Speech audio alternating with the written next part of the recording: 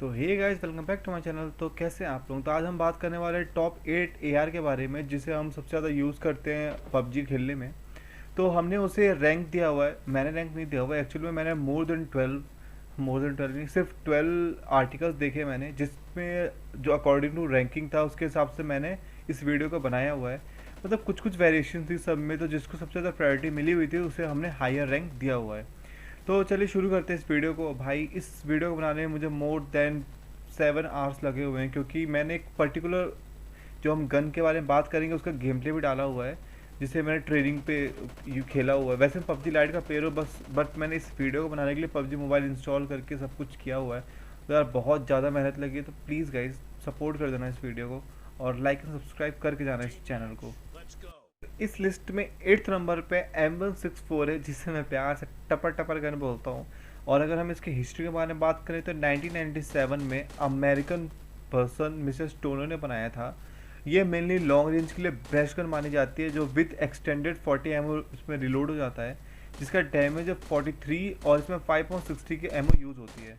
अगर हम इसमें इसकी फायरिंग स्पीड की बात करें तो ये पर मिनट 900 एमओ मतलब बुलेट छोड़ती है। और आप बोलोगे भाई जब टपर टपर चलती है तो कैसे, तो भाई ये बर्स्ट है, एक बार में 3 एमओ छोड़ती है, दैट्स वे। और अगर हम इसकी प्राइस की बात करें तो ये अराउंड 4 लाख के आसपास है। तो अब आगे बढ़ते हैं।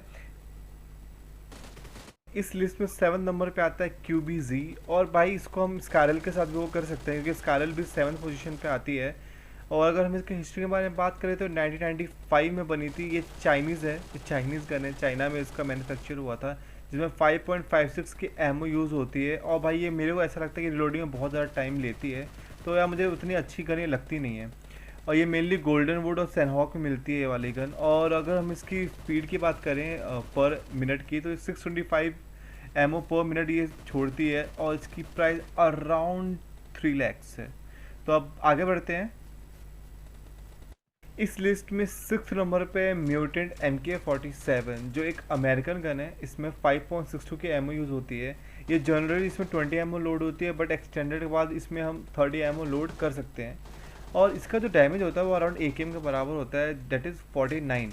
और ये लॉन्ग रेंज में स्टेबल मानी जाती है, और क्लोज रेंज में यार ऐसे ही जानते हैं आप, रिकॉयल बहुत है इसका। तो अब आगे बढ़ते हैं। और इस लिस्ट में हम सब की फेवरेट गन आती है, जिसका नाम है AKM, जिसमें यार मतलब इसका रिकॉयल बहुत ज़्यादा है, बट अगर हम इसमें कंपनसेटर लगा दें तो यार ये बहुत हद तक रिकॉयल इसका कंट्रोल हो जाता है।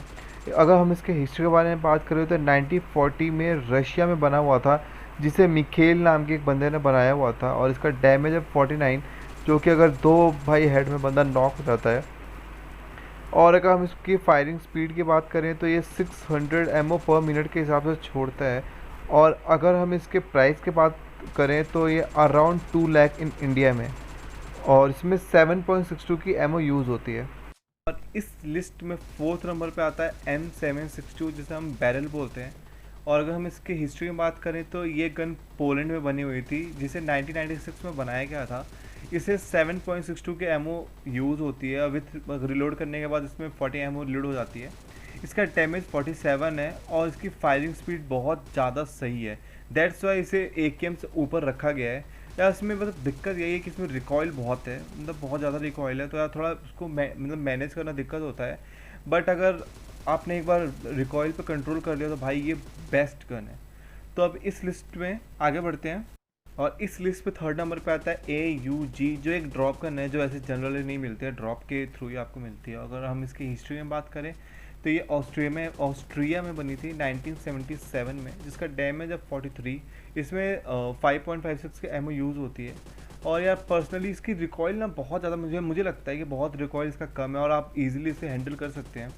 और इसका अगर फायरिंग स्पीड की बात करें तो 750 एमओ पर मिनट की ये फायरिंग करती है।